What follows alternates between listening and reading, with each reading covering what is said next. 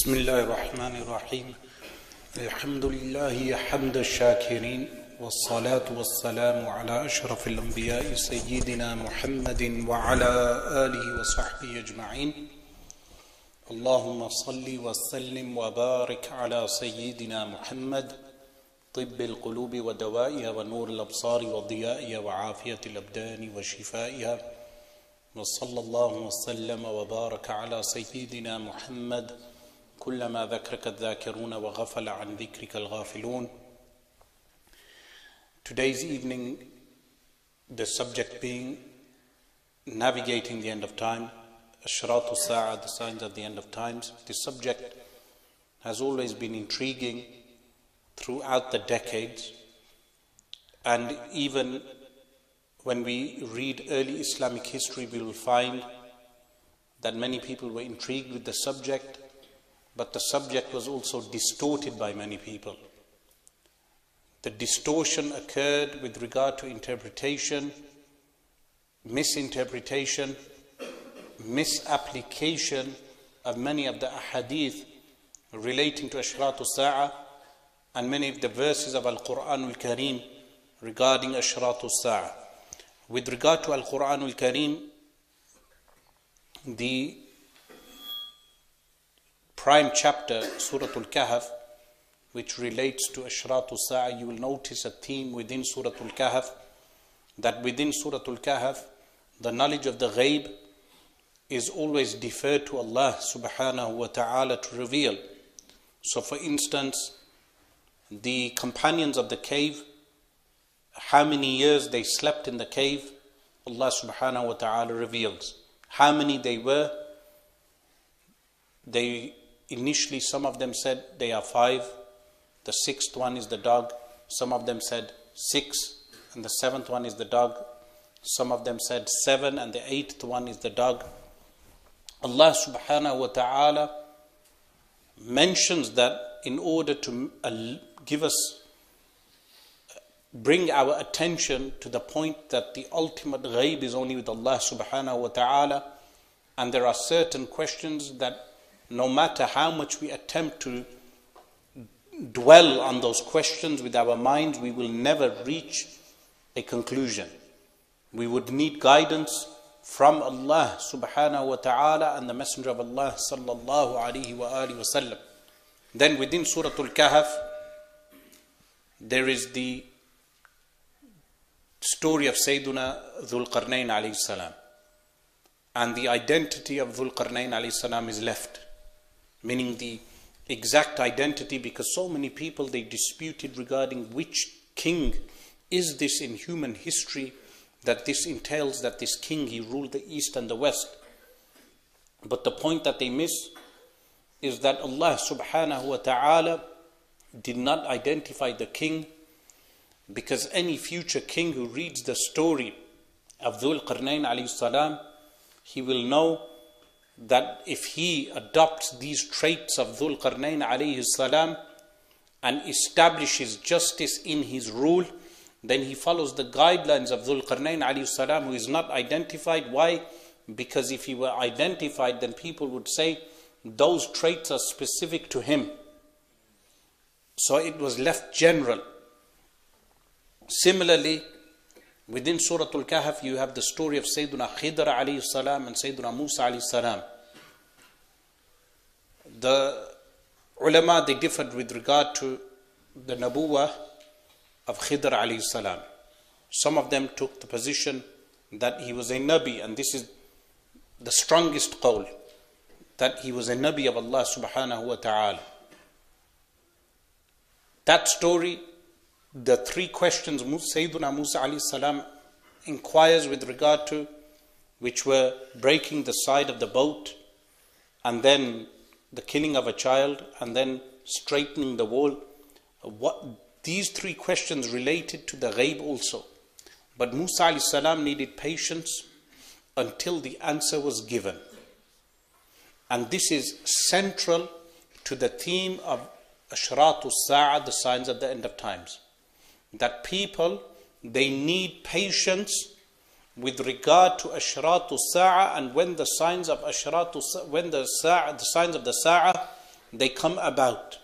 They will come about when Allah subhanahu wa ta'ala wills them to come about. So we live in an age of intrigue, where the age we live in is strange in many ways, and this brings people to exploiting ashratu saha, exploiting the signs of the end of times, that you have people misinterpreting the signs. What type of exploitation? You had this amongst the Christians, like in the Christian Bible Belt,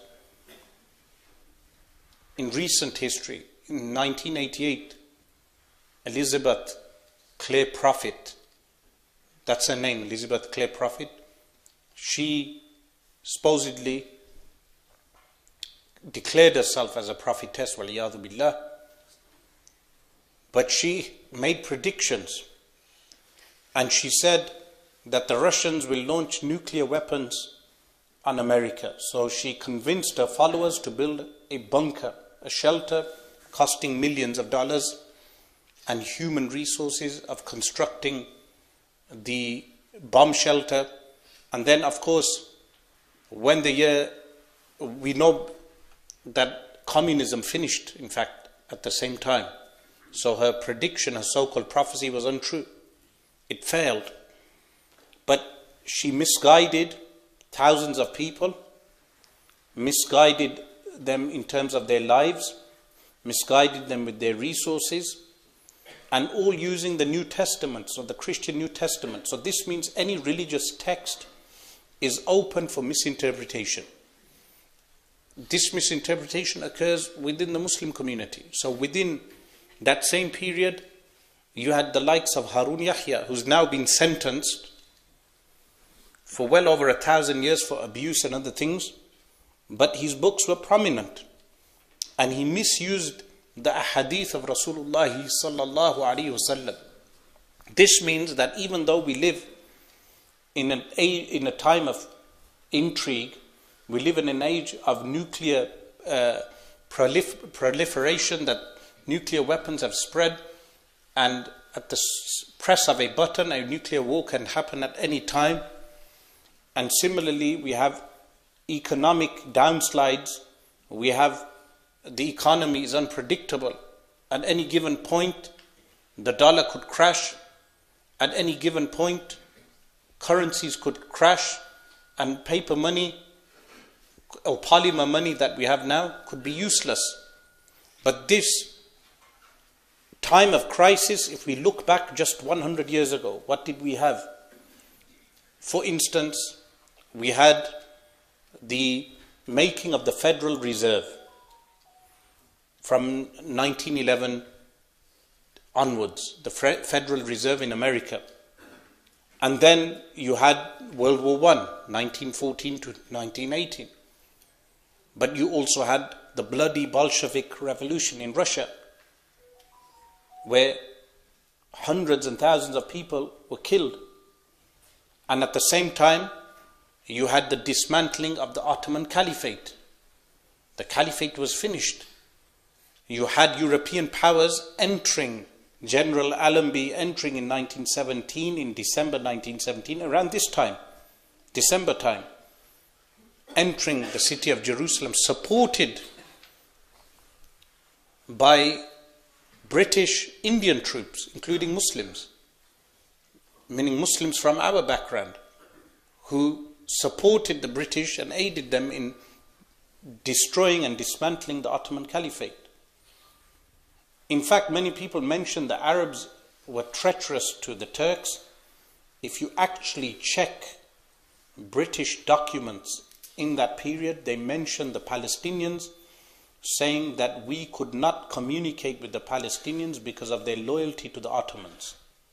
You check the David Lloyd George on record states, we could not communicate with the Palestinians because they were loyal to the Ottomans. Similarly, the Syrians.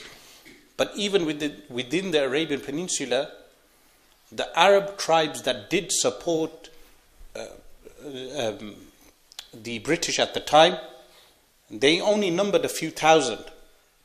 They only numbered a few thousand, and they were bought out with gold. By whom? what was his name? The British agent who was sent into the Arabian Peninsula at the time? Lawrence of Arabia.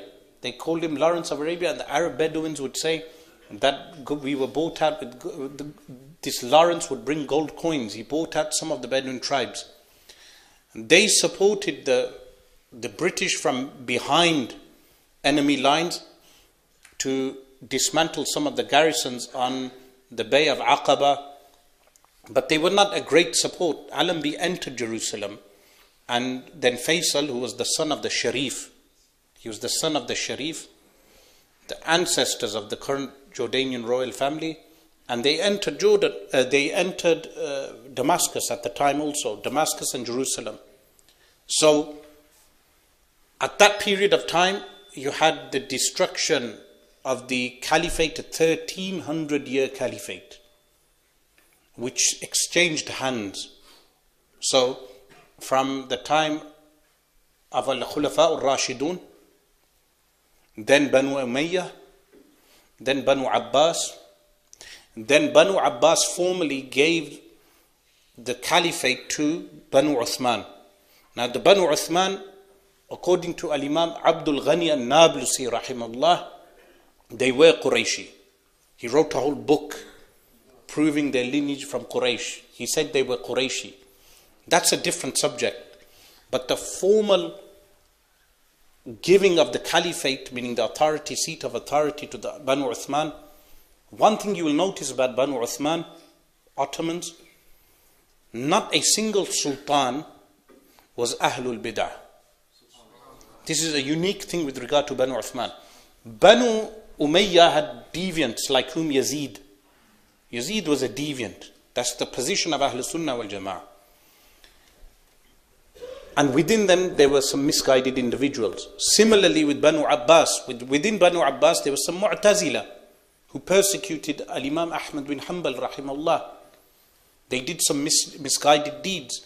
But belief, in terms of belief, there were some of them who were misguided. But they were khulafa because they had the formal authority, because they were not declared kuffar.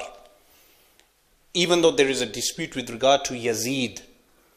But we know with Yazid, he was mutaghallib, he took over by force.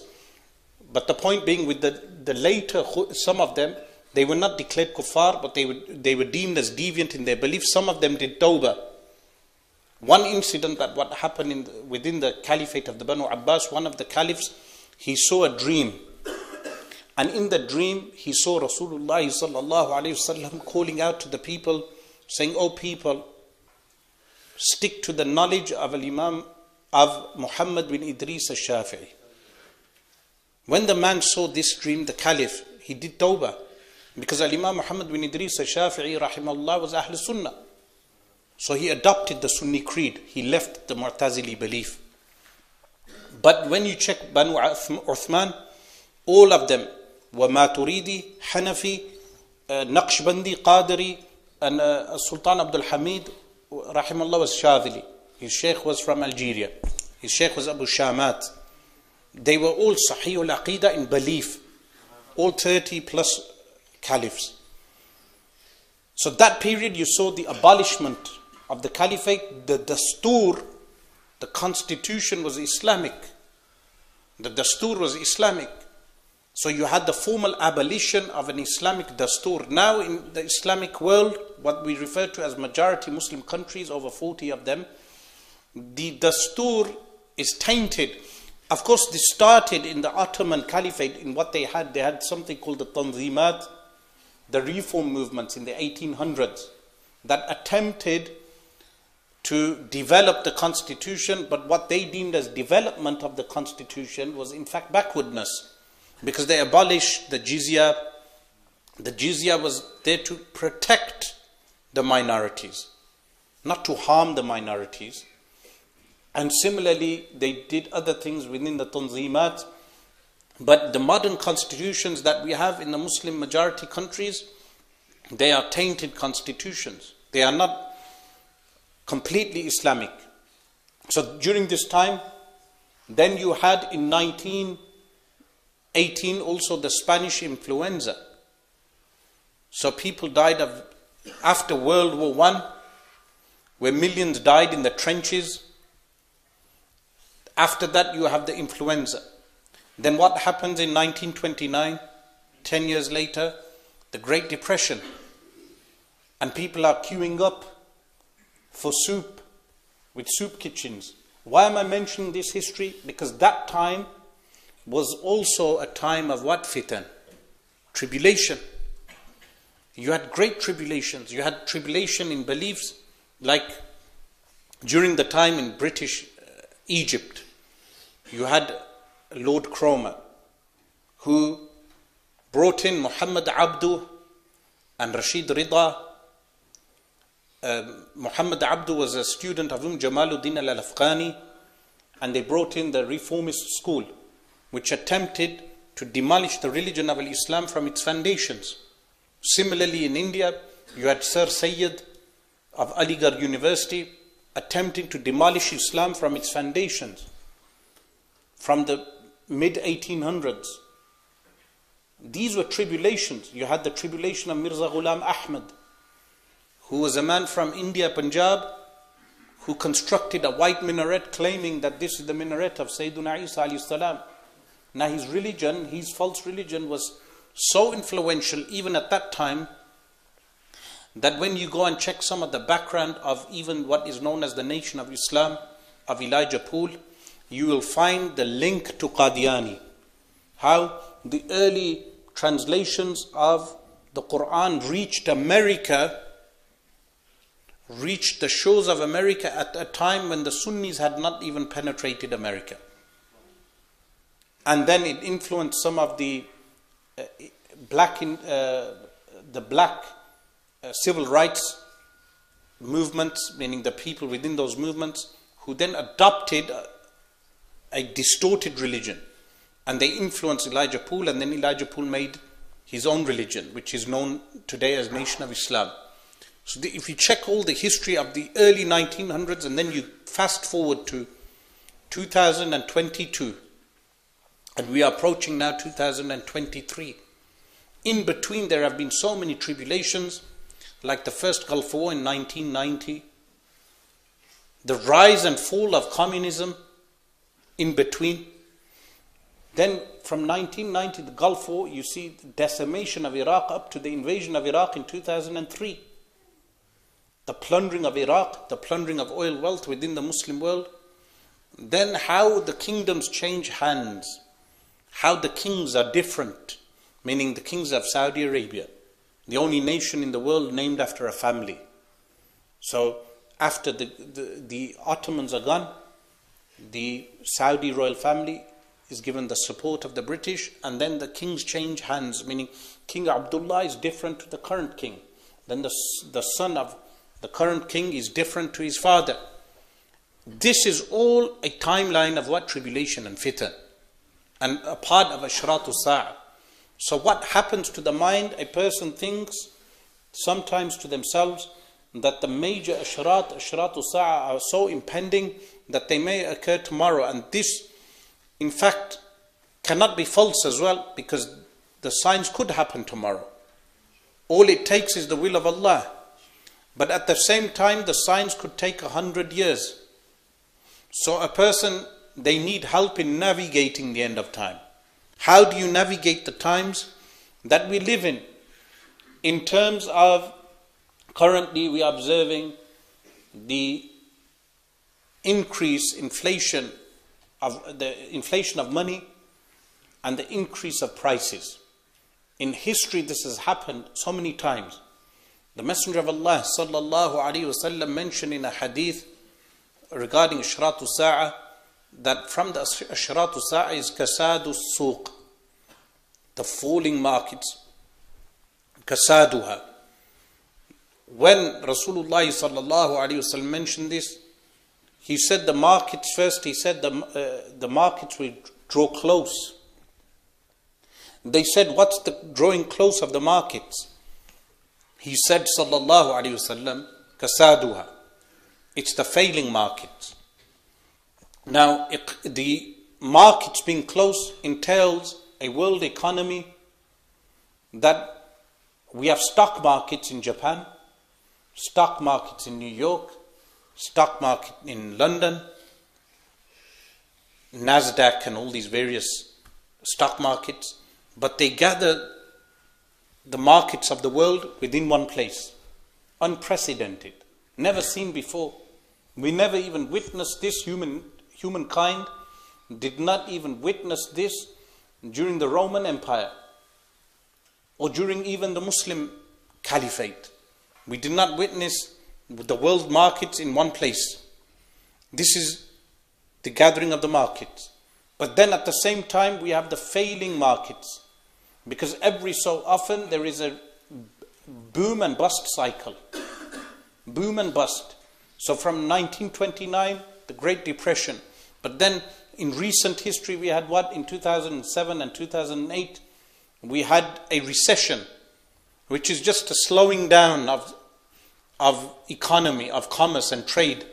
And now we face inflation again, that we have all these protests, and even nurses and doctors who are in protest this week because they want higher wages.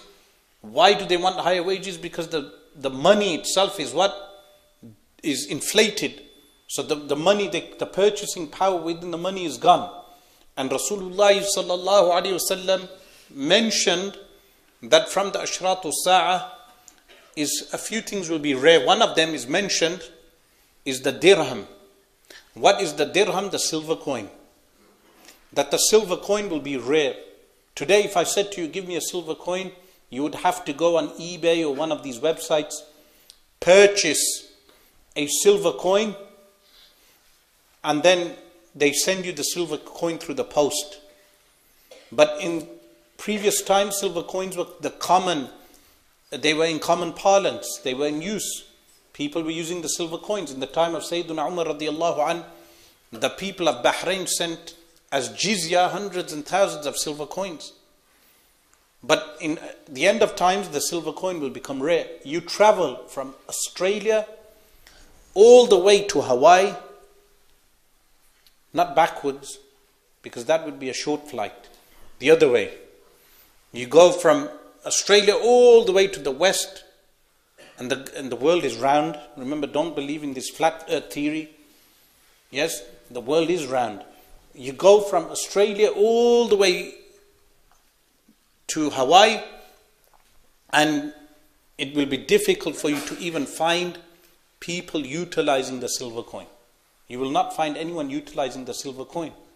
And this is from Ashratu Sa'ah. One of the signs. These are those Ashratu Sa'ah that continue in every age. They take different forms. But how do we as Muslims navigate during those times? Should we fall into the trap? There are two traps. One trap is believing that the signs are so far that we do not need to worry about the signs. This is khilafu sunnah. It goes against the sunnah. The second trap is more dangerous, which is misinterpreting the signs to the point that a person misinterprets the sign and then abandons everything, and can at the same time be exploited by cult leaders, which happens to Muslims and non-Muslims. Like the Om Shinrikyo cult in Japan, where they, if you remember, in the 1990s, they placed sarin gas in the trains, and people died of the sarin gas. Or for instance, a cult in China recently, a Christian cult, they kill people if people deny their religion. Why are they so brainwashed? Manipulation of religious texts. Or ISIS. ISIS was a recent Wahhabi cult. Or Wahhabism itself is a cult, but within Wahhabism there's a cult called ISIS, that they brainwash people to the point that they believe that they are re-establishing the caliphate. Even though Wahhabis have never had a caliphate. The caliphate has traditionally mainly been Sunni. You've had odd Mu'tazili caliphs, but generally it's been a Sunni institution. So how were they able to be brainwashed to that point? Because of the manipulation of their environment and manipulation of the religious texts. Now, how did this happen in recent history? In recent history, for instance, in 1979 coincided with 1400 Hijri. And what happens when you reach a full year? You always have the apocalyptic cult predictions. So if you remember 1999, there was the Y2K bug panic, because all the computer systems that were invented in the 1900s, the engineers could not think up beyond the year 2000, so they programmed the computers that with 2 digits only. So the digits would display 81, 1981, 82, 83, 84. And the problem was that when you reach 2000, 99 would turn to 00. So there was a panic because they believed a bug, a virus, would crash the system. So we have all the databases with all these outdated. Now many of the younger people will think these machines are dinosaurs, like the RM Nimbus and Atari ST and all these old systems. They thought that the system will crash all the databases to the point that aeroplanes will fall out from the sky. And there was a mass panic. And what happened? That the year 2000 coincided with Ramadan. When the year 2000 was entering, it coincided with the round. In fact, it was the 27th of Ramadan. So the predictions went wild. And this was before internet. So before internet, you could imagine how things could go viral. Now they go viral via the internet. But imagine viral without internet. And what went viral at the time? That when the 27th night of Ramadan enters, the world will crash and the system will crash and everyone will go into panic. And some people, they left their homes and they went into the countryside areas panicking. And during that time, an old prime minister, some of you are so young that you probably won't remember him, Tony Blair, he enters into the dome. They constructed in London the dome as a symbol of modernity. Symbol of modernity. And he entered the dome, and then the new millennium entered, 2000, and nothing happened. And of course Christians were expecting Jesus to return. This was one thing that occurred in the Y2K bug. But at the same time, in 1979, what did you have? You had the Islamic year entering, 1400. And all of a sudden, a man known as Juhayman al-Utaybi, he takes up arms and he hijacks al-Masjid al-Haram, Makkah al-Mukarramah, the most important masjid. The most sanctified masjid. He takes up arms and he declares that the Mahdi has appeared. Now he had a spokesman, and the audio of the spokesman, you can still listen to the audio to this day. They announced that many people have witnessed dreams, they have seen visions where the Mahdi will appear, and these visions have become mutawatir, mass transmitted, and now he has appeared in the form of Muhammad al-Qahtani, who was the brother-in-law of Juhayman al-Utaybi. And then what happened? There were around 300 of them. They took dried milk powder in coffins. They took dates. This was for food because they knew that they would hijack the haram for really long. So they could get the dry milk powder and mix it in water and drink, and dates. And they brought in guns into the haram through coffins. And then they hijacked the haram, al-Haram al-Sharif, or al-Masjid al-Haram. The city is al-Haram, the masjid is al-Masjid al-Haram. Sheikh Muhammad Ali al-Sabuni, rahimahullah, the mufassir of the Quran, he was in the masjid at the time. And he says when they started firing the rifles, the guns, he escaped through a window, a small window. And he said, because my head was small, I was able to get out. But what I am more interested in is how were these 300 men brainwashed? How were they brainwashed into an apocalyptic mindset, which goes against the Sunnah? So there are two extremes. One is saying these signs of the end of times, a person says they are not true. This is misguidance. The second is what? Having an apocalyptic mindset to the point a person leaves his job. And it happens all the time in recent times in our country here of England. I went to a certain town like this, and some young men, they wanted to talk to me. So I have a personality where I never refuse people most of the time. So I sat with them. They thought, Fulan is misguided, Fulan is misguided, naming ulama, Fulan is misguided. I said, why are they misguided? He said, because they take the vaccination. Because they take the vaccination, they are misguided. So they said, we want, meaning it was an interrogation, we want to know your opinion on the vaccination. At the end of the conversation, they revealed to me that they will sell their home. They will sell their home and move abroad. I advised them not to do this, drastic moves. They didn't listen. At the end, they did sell their home. And they moved abroad, and then they were in difficulties abroad. And now they have no home. So they've come back to England, they've sold their family home, and they are in difficulties. But similarly, some people, they left jobs because they believe the end of times are coming, and they do drastic moves. So this is a different extreme. So what happened with Juhayman al-Utaybi, you read the history, and you find the details of this in my book also. You will find that initially Juhayman al-Utaybi, he would attend some of the lessons of Abdul Aziz bin Baz, a major Najdi scholar who passed away. We refer to him as the Desert Storm Mufti. Why the Desert Storm Mufti? Because he was the Mufti who gave the fatwa that the American forces can enter the Arabian Peninsula to launch war against Iraq, validating this. So I refer to him as the Desert Storm Mufti. But he is held in high veneration by the Wahhabis.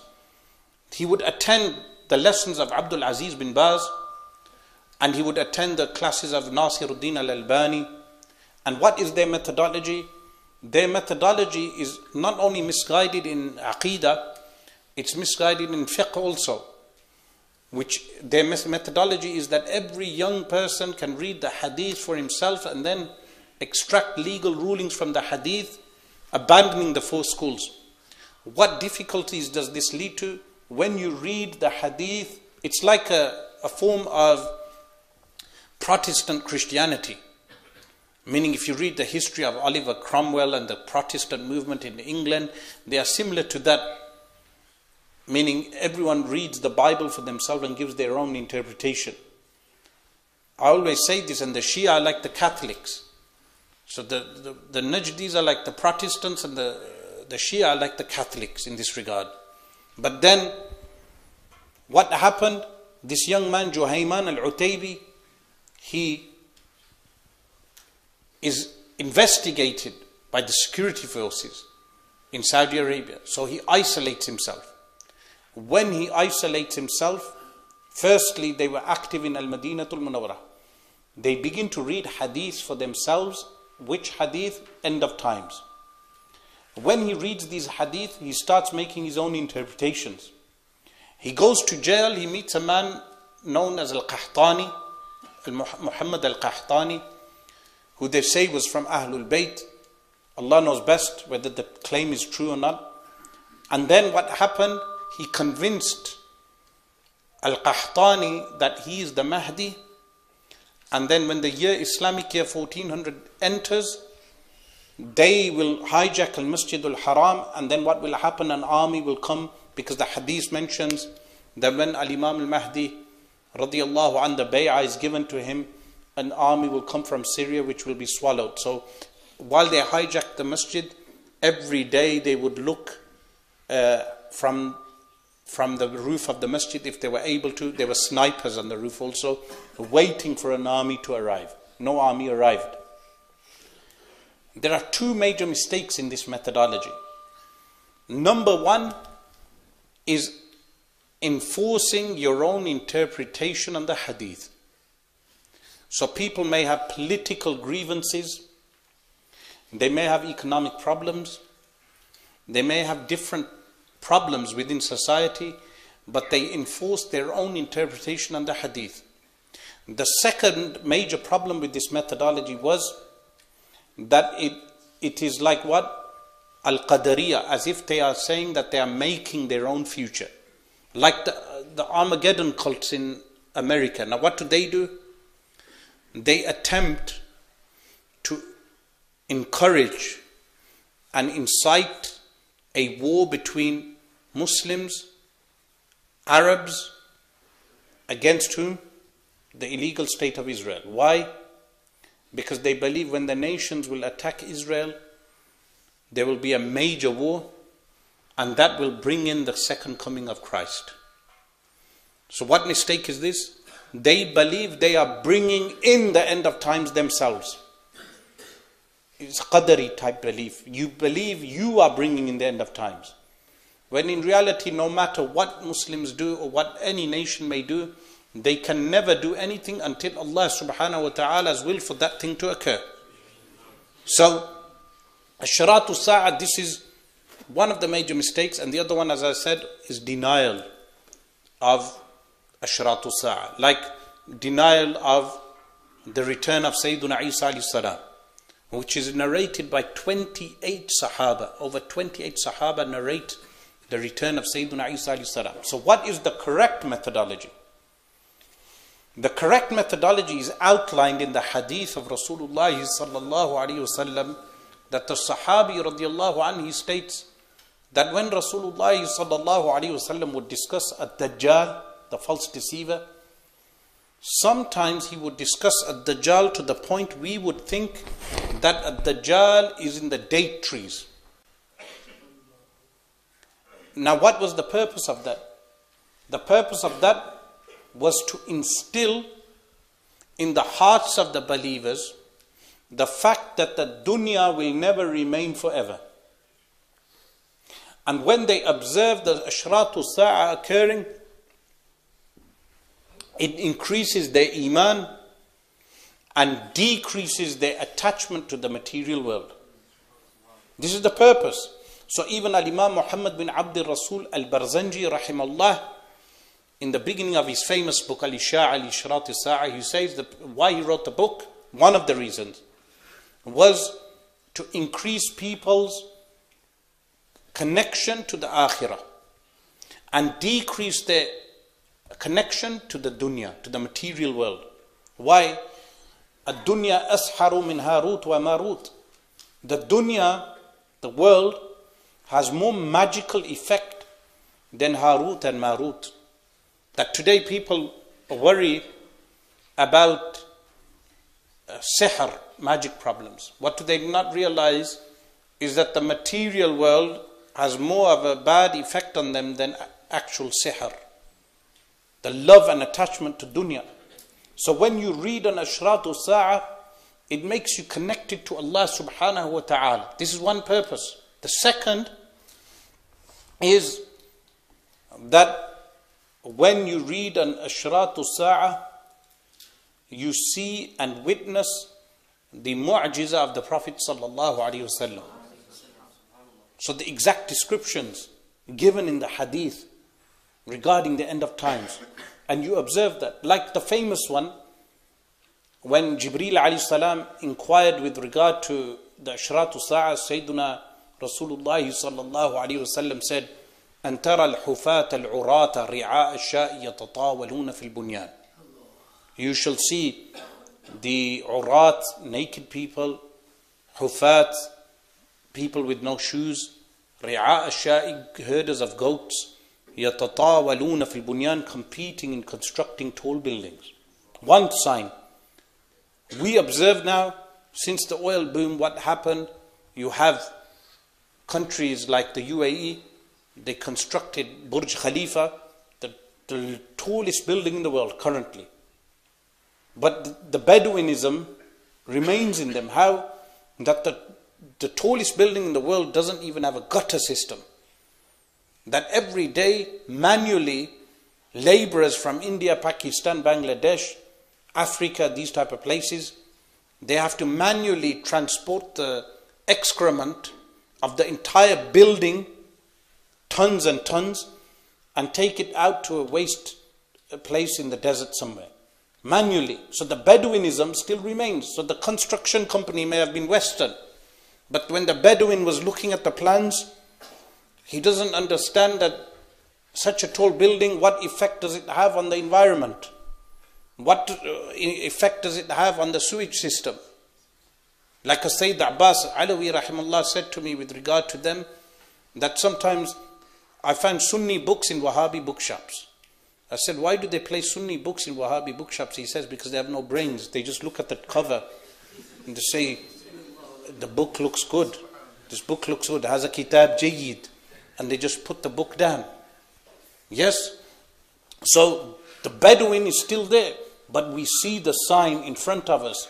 Some of our people, UK people, and our people from the East, they seem to think, and this is important with regard to the mindset, that if you want to see advancement of a Muslim nation, go to Dubai and go to UAE. Why? Because when the plane goes down, they see construction sites and tall buildings. What they do not realize is firstly that the construction companies are all Western. Now, if those Bedouin Arabs were constructing the buildings for themselves, they would still be criticized because the building doesn't even have a sewage system. But what these Bedouins are doing is paying Western construction companies to construct those cities based on oil wealth. This is not advancement. Advancement would be if you had an eco-friendly modern city. Eco-friendly modern city. Meaning, even an ancient city like Madinatul Fas in Morocco or the old city of Marrakesh is much more advanced than Dubai, because the people who constructed those cities were intelligent. They made the houses from mud. What does mud do? When it's summer, the house is cool. When it's winter, the house is warm. They constructed the buildings close by. Why? So the sun doesn't beat down on the person when he walks in the alleyways. So he's always shaded. That is what you call advancement, utilization of the mind. But if you go to a place like Dubai, you may have material things, but there is human slavery, human trafficking. There is human trafficking. That is not advancement. That is not civilization. You have no sewage system. They have so many faults. This is not advancement, but what happened? Rasulullah sallallahu alaihi wasallam also foretold something else in the same hadith, which was what? أَن تَلِدَ الْأَمَةُ رَبَّتَهَا, that you shall see that the slave girl shall give birth to her mistress. So the first part of the hadith is telling us the topsy-turvy nature of what? Of the material world.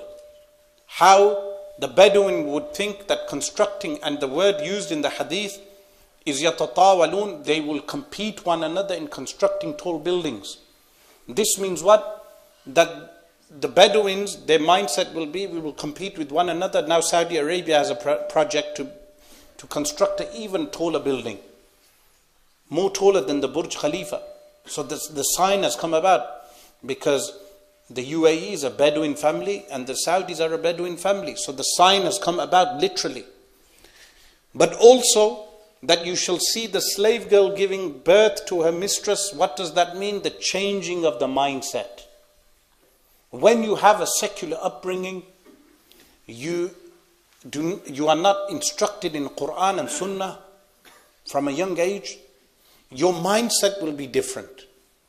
The mindset will be that type of mindset that we observe in the Muslim world today.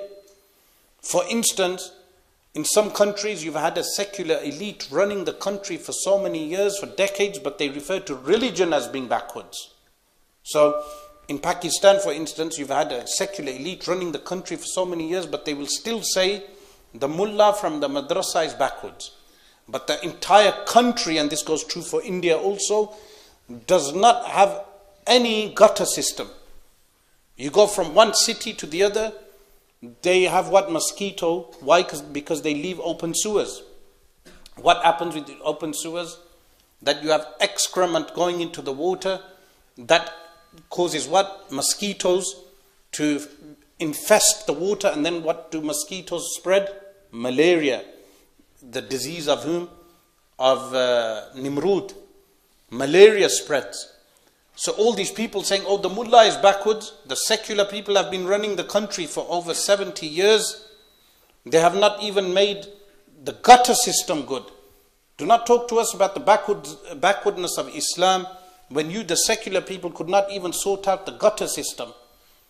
So all these promises in election campaigns, they should just sort out the gutter system for 5 years, nothing else. Even in India, over 300 million Indians, the last time I read statistics, do not even have toilets, yet Modi is planning to send people to the moon. Meaning, you want to make your country progressive, you want to send people to the moon, someone should tell him, he was a lungi also, that look, you want to progress your country, just build toilets for the people. Yes? Why? Because the thinking has been tampered. What is progression? So even water sanitation, in Islam, you check the history of Islam and water sanitation, how Muslims sanitized water conservation, how they preserved water. That is real civilization. If there was a real secular, forward-thinking ruler in countries like Pakistan or India, the first policy they would have is that we will make good gutter systems, and secondly, we'll have water conservation. Because the planet is suffering from a lack of water, which is also from Ashratu Sa'ah, that Rasulullah sallallahu alayhi wasallam foretold, prophesied, that the water will, and yanzu al-ma'u ila aslihi, that the water will go down back to its roots, meaning into the rocks of the ground. And similarly, Rasulullah sallallahu alayhi wasallam also told that there will be time when water will be so scarce that the last good water will be found in Biladu Sham, in Syria, in the end of times. So this hadith also tells us that the mindsets of people will change, that like you have a topsy-turvy dunya, where some people think progression is what?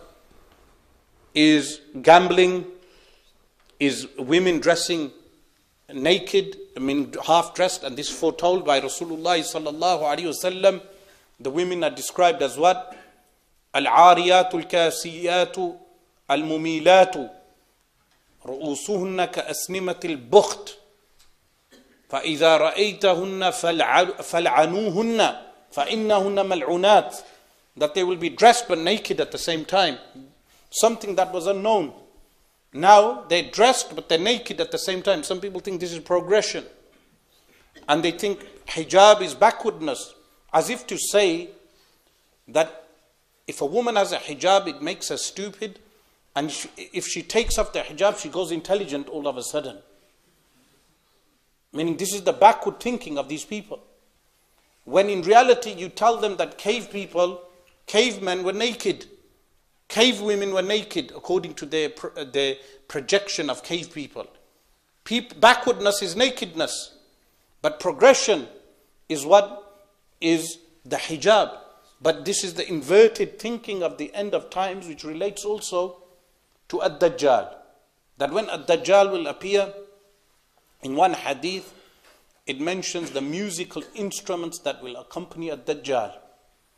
And it also mentions that most of his followers will be women. But inshallah, we will leave this for another time, because the subject is very deep, and inshallah, we will open up for questions and answers.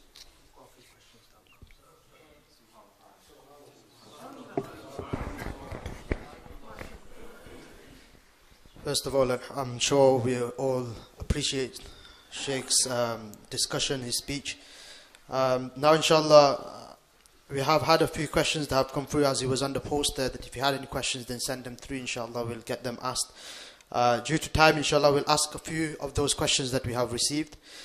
First of all, which I think is very important, especially seeing that we have many of our young children here, Sheikh, is that how should madrasa teachers and parents explain to the students and the children how to tackle the issues around LGBTQ, feminism, religion, etc. that we are seeing around in this day and age? And what age do you advise that this should be done from?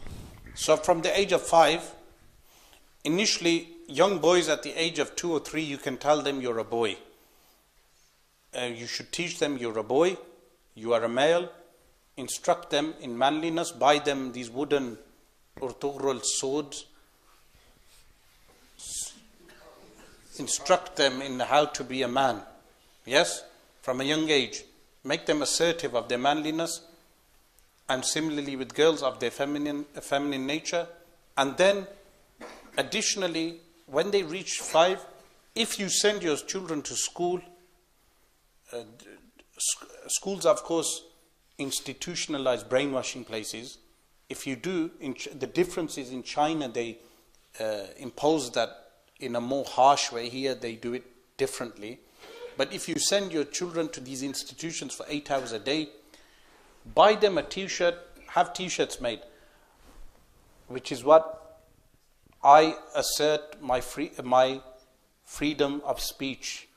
Yes? My freedom of speech. Make t-shirts like this, yeah, or on their school jumper, or a badge that I have the right to assert my opinion and my freedom of speech. So when they speak up in class, so if they are instructed with regard to homosexuality, they should ask the question, sir, do they still refer to teachers as sir? Yes? No. Sir, can you inform us with regard to the STDs associated with homosexuality? Question.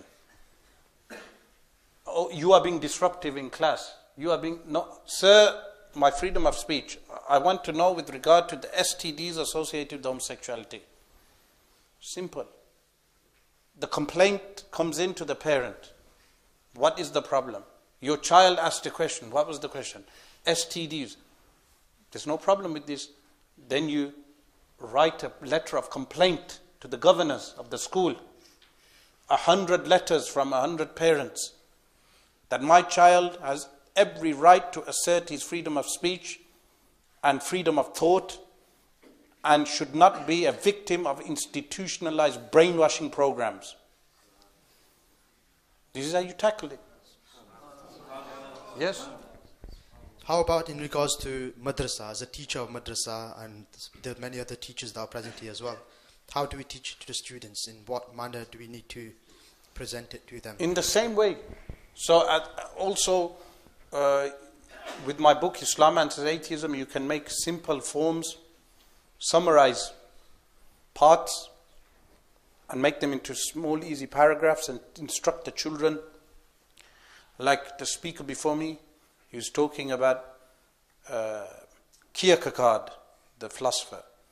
Now that philosophy is what is with regard to individualism or expressing your own opinion of the world. Now that's an actual philosophy. Summarizing that and explaining that, but breaking it down according to Islam. Breaking it down according to Islam. Deconstructing these ways of thinking. So, for instance, you have a moral relativism, that morality is relative to time and place. You define that and you break it down. You instruct them that morality is not something that is what is relative, is not relative. SubhanAllah. So another question that we have is similar along the same lines, but now more towards the adults. We go out to work, we go to universities, we go to colleges. How do we, in this time that we are living in, where propaganda is all around us, these kind of thoughts are being thrown literally at us, how do we protect ourselves and how do we... Two ways. One is what? Seeking knowledge of your religion. So with regard, everyone here should be reading my book, Islam Answers Atheism. Every adult, even every child should read that book, Islam Answers Atheism. It's available even here in Madani bookstore. You have the book, just go buy it and read it. Read one book.